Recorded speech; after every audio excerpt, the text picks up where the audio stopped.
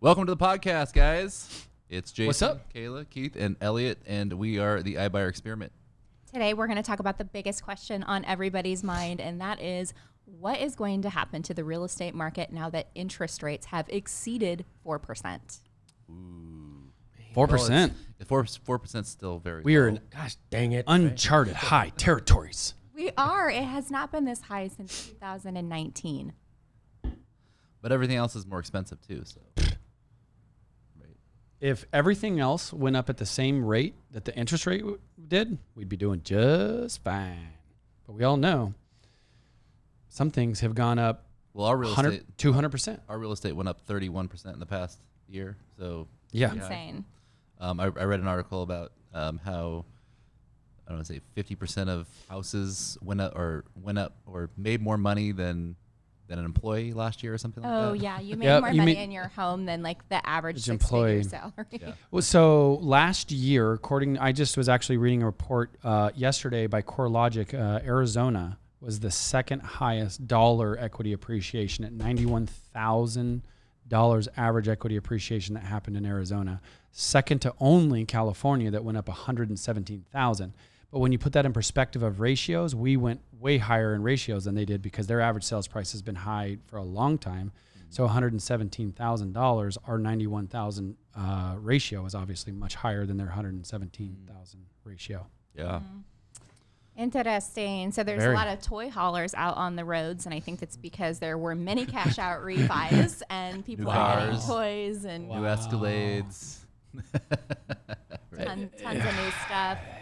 To me, I'm just going to be honest because I guess I lived through it once already, right? I saw all this happen in 05, 06, 07, and then I've also scares noticed the shit out of me. There's a push on home equity line of credit. Yep. Right now, I got 2 calls from Wow. banks about home equity line of credits in the past couple of days. What's the rates?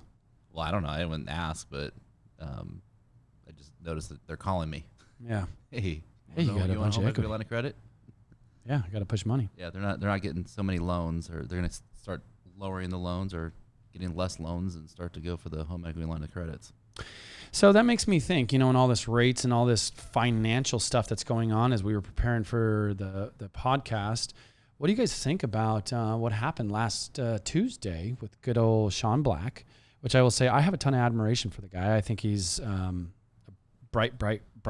We're talking about Ellie how has a jacked he man is, crush. right? Like, Man Well, crush yeah, on say Sean he- Black. a lot of people think he's a he can't meathead. fit through the door. He is not a meathead. I That remember dude is Elliot smart. And we were watching a video of Sean Black, and Sean's like doing a tour through a house, and Elliot's like, "Ooh, he's ripped. Ooh, he has tattoos." Yeah, Ellie's all checking him out. I got He's like, damn, I those got, jeans fit good. I got man crush. Just kidding. Okay. No, But he's a smart dude. Yes. That's he's a smart guy.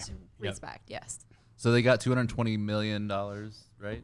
Extra, and then they laid off half their employees. So this obviously was a stipulation of the $220 million. Reading between the lines, stipulation. Yeah, I mean, they didn't say that, but probably what's going on. You just think about that for a second. I mean, being in a position of a CEO in power like that, what that meeting was like, what goals they were going after, and be like, okay, well, that's a pretty big decision. I mean, anyone in that position knows, like, holy cow, it's gonna be huge in both positive and potential negative ways. Well, Knock hired Goldman Sachs to take them public, so they were going to do. They were going to go public through a SPAC. But we know how SPACs are performing in the market right now, and apparently they're just down 30-something%. And so, essentially, There's a lot of conservativeness, I think, going on around it. Right. So even though he was able to raise more equity, I think that the takeaway is he intended to go public. He had a valuation at $2 billion. He had to slash his valuation. And obviously we saw he had to lay off a lot of his staff. Yeah, there's no question. Even though it was like, woohoo, more cash, more, because it wasn't like 50 million of it equity too. So, I mean, that's accessible liquid cash. It would. I don't know. A fair I don't know amount how of it shook out, liquid cash. I want to say, I'm not sure, but I think that's what it was. Anyway, with that said, could you imagine that like Keith was saying, hey, got a good solid capital raise to, push the vision more. Obviously we have investor confidence, whatever series it was. But we need to lay off a few hundred people, right? So it's like, talk about a bittersweet circumstance. Well, you know how you get a healthy tree is you prune it. Ooh, I like that, Jay. I like that. That was so wise, Jason. No, I feel like I'm your like timing sitting was next to impeccable. Yoda. Yes. Thank you. Tree prune you. Tree Is that prune you must. Oh my God, that's really funny. So so wise. the other thing too, I think that is just so unique, right? Is all of this, the space that continues to grow and shift around this, financial tech stuff, right? Like I know we've been really obviously had our eye on a lot of this space because of the demand, right? Even though rates have gone up, inventory has not spiked. Demand is every bit as strong as it has been. The other, nugget I think that really is going to come into play in this, if we really look at all the moving pieces, was 60 Minutes just did a set, I don't know, within the last week on institutional buyers buying houses across America, right? And so what they're talking about is ultimately we are still about 4 million houses short in America of new builds, right? So it puts a lot of pressure on the new build. These institutions are continuing to buy up houses, driving up rent prices, across America. The speculation of it is that rents across America, as we've been saying, in the last several podcasts, it's going to go up another 10 to 15%, went up 10 to 15% last year, right? So it's Squeezing that middle class. Squeezing it big time. And not to mention, I mean, when you were literally at the space now, again, we were just talking with Curtis, our camera guy, a second ago about rents versus buy. I mean, you have it, most communities now, the rental, the average rent is more than the average mortgage. Yeah, we just had a little like rent versus buy little, evaluation with Curtis. Curtis, you have to insert your picture here, so that way we know people can see your glowing face. Yes, we would like for you to be a homeowner, Curtis. Yes. And you, Fabian. do it before it's too late? No, I'm really passionate about homeownership because, we have history to show that it's one of the ways that Americans obtain wealth. Yep. 1 in 3 multimillionaires, their wealth comes from, or it's 40%. So it's 40-something percent. One that their wealth comes from real estate. That'd be 33%. It's over that though. That's why I said that. Oh, over that. Okay, gotcha. So I think that what's interesting, and this was mentioned in that 60 Minutes segment, which was really good. So go Google it, watch it. It was a really good segment and kind of outlines the things that we've been sharing in our coaching calls for months and months, right? Kind of trying to peel back the curtain or pull back the curtain and show agents exactly what is happening to our industry, what is happening with the institutionalization of real estate. And something interesting to note is that of all of the rentals that are held across America of single family homes, only 2% of them are owned institutionally. That Only includes, 2%. and that includes all those big companies that have 80,000 homes. 100,000 imitation homes. You've got Yeah, like so only 2%. Tricon. Only 2%, right? And so of all of the other homes that are being rented out as single family rentals, it's by like mom and pop investors, right? They're landlords. And what we know about this demographic is they're aging out. They're getting older. They're not wanting these portfolios anymore. They're maybe not wanting to be a landlord anymore. And so a lot of these individuals are selling their homes. So if you know anyone that owns a bunch of single family homes and they're looking maybe to retire and move on from maintaining those homes, submit those to Zoodealio. We can package those up, and often if you sell a few at the same time, you can get a much better price on all of your properties together. Yep, portfolio purchasing. Yeah. Good stuff. So my thought and question was, what we were talking about is, even though with rates going the way they are, obviously inventory issues are not going anywhere. Builders are still dealing with supply chain issues, right? There's definitely some big rocks that, big rock problems that have to be solved. My thought and question is around us is, does this actually push more for the fintech become a cash buyer, buying cash is king, however you want to, the different program names that exist out there around it. Is that going to be pertinent more now because with the rate hike, now I must get a better deal. I can't go quite as much over list in a finance situation. I need to give that seller more certainty. And if the inventory backs down, right, and houses actually start selling for around list price, are you going to have more negotiation power, right? So to me, it actually only benefit or spotlights the importance of that type of strategy more, quite frankly, as I personally process it. And I'm curious to see what your guys' thoughts were. Yeah, I think it's going to be just everyone does it, right? I think all lenders eventually will have this product. I don't think it's a company out there that's offering this product and they're the only ones going to be. This is like a mortgage, right? Financial instrument. This is the new mortgage where the lender is going to be able to have a massive account that buys these properties within 10 days, and then they finish the loan, and then these loans will eventually be able to happen in 10 days anyways. So they'll be able to just move them right into loans. As the technology increases, and I mean I'm looking down 10 years down the road, but I think maybe even sooner. It could be sooner. Yep. But yeah, I think this is just a financial instrument that everyone's going to be able to use, and every homeowner that is ready to go buy a house, they're going to get approved for cash, and they'll be able to have their agent buy their house in cash, and it'll turn into a mortgage, and that's it. And if you don't have that and it's just a mortgage, it's going to be weird. You're going to be like, what's going on with you? You're not approved, or what's going on? I fear for the FHA buyer.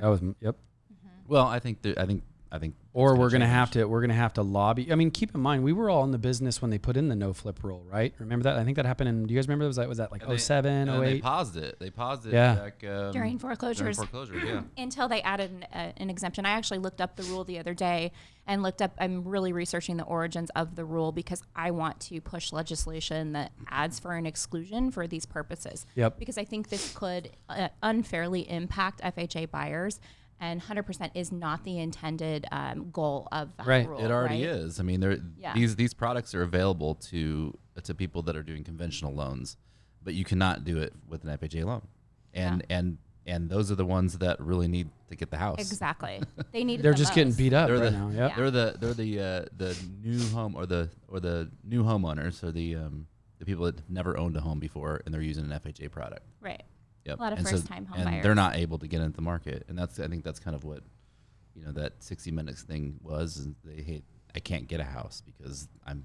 Yeah, the 60-minute thing, though, is interesting how they were kind of shifting the blame to the institutional buyers. And I don't quite see it that way. And that was why my point of, only 2% of all of the homes are held institutionally. And I think that's going to grow. We're going to see that grow massively. I do too. But, yeah, I don't know. I mean, we definitely have the power to help first-time home buyers already. And something that we could do right now would be change the FHA Flip Rule, right? So think about all of the open door and the offer pad homes that first-time home buyers can't offer on initially.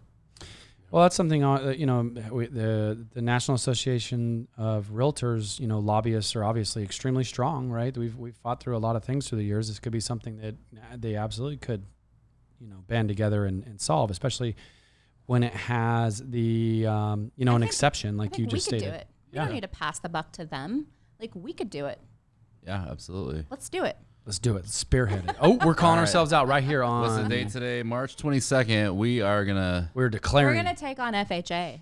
We're going to try and get the flip rule changed to add the U.S. government. Not for everything. I think just for like a relocation company that's buying the home for, or like the lender, the cash deal, right? They're trying to put them in a better position to compete with cash buyers, with investors. A relocation company is already an exception. Right.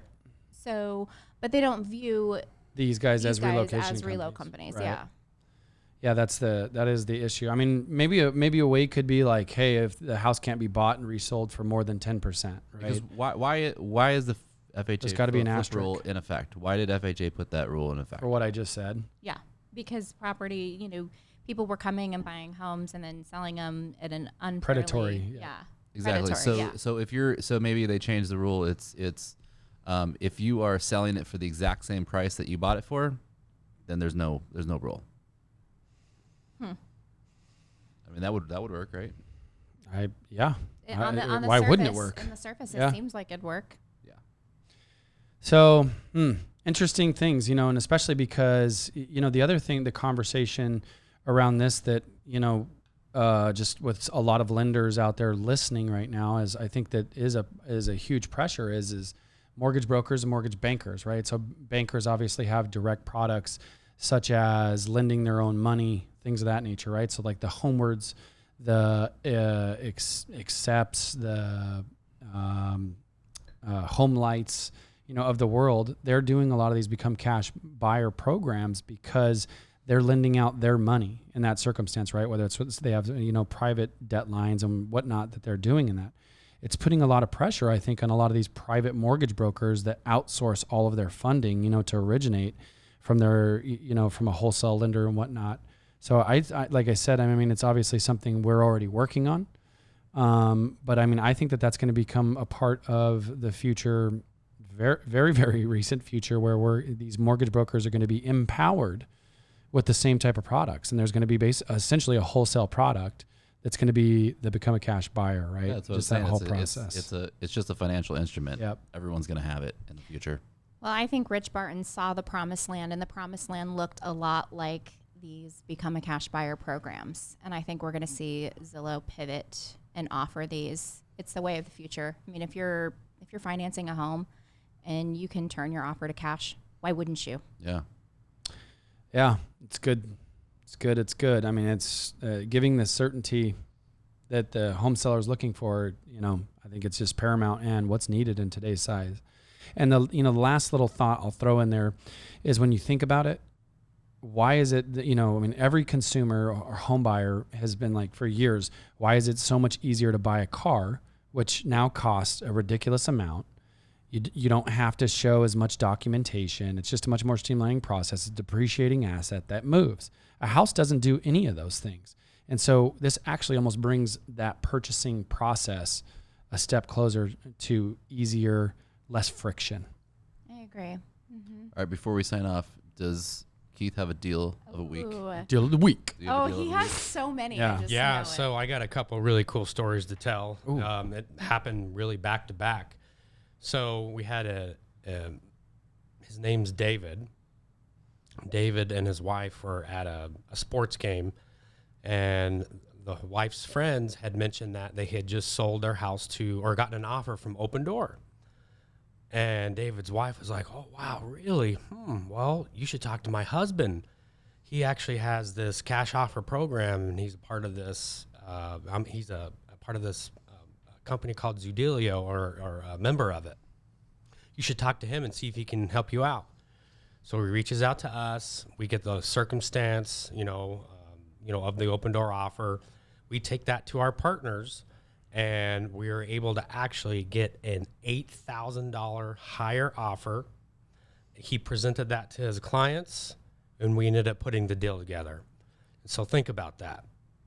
He had nothing to do with that Open Door deal. So right? you wouldn't have got anything. You wouldn't have gotten anything. Nope. Just another agent in the industry that goes, damn, another missed opportunity. Yep. That's it.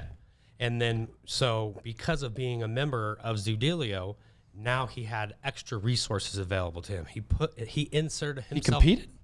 He inserted himself back into the game. That's right. and That's- beat him and made him more money. Right. And so not only did his clients, and by the way, they ended up taking the house as is. We're going to be closing here in a week. And Bam. they are netting $8,000. He's making a 2.5% commission. Probably more. Wow. Probably more Boom, than. boom, Yeah. boom, and boom again. And then It was like a $400,000 purchase price yep, too, right? And then a week. So and quick, then $9,000. It's probably more than 8,000 because. Oh wait, more than that. What am I saying? They took it as is. Open Well, Door may yeah, have.